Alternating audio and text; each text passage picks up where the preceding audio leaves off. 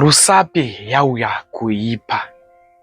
Ndichikutambirai zvekare pano paTrare 263. Kana uchiri munyowani pa this YouTube channel, kusubscribe mahara utina on the notification bell. Uyezve malikes enyu akatikoshera zvikuru, zvinobatsira kuti video rineri ringe richifamba kuhama neshamwari.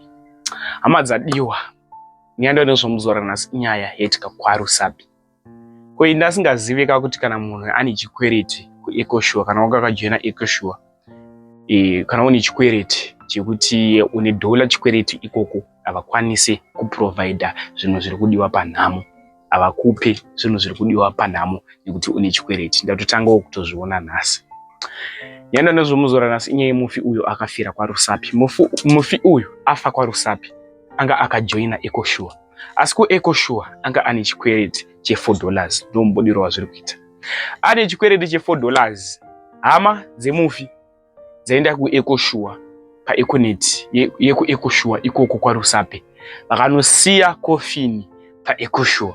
Vasiya Coffin zvikanzi isusu hatina $4 yekwanisa kukupai muri kutaura kuti hama yedu mushakabvu uyu anga ane chikwereti $4. Hatina mari iyoyo, sarai nechitunha ichi nekuti anga akabhadhara imwe mari. Zvinokomberedza zvinofunga comment section pamusoro penyaya iyi kuti wakazvitarisa unozviona sei. Chikwereti $4 ndo chakuita kuti Coffin risiiwe pa Ecosure.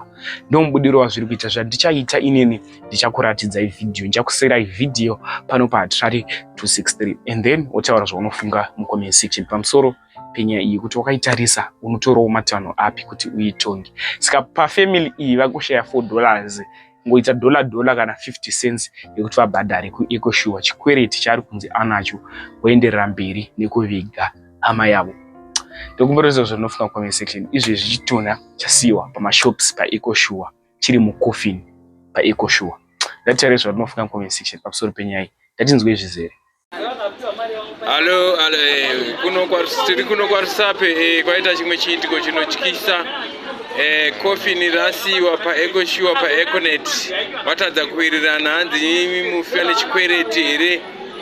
Zvakaoma zviri kuno kwaRusape wedu. Coffin rasiwa pa Econet.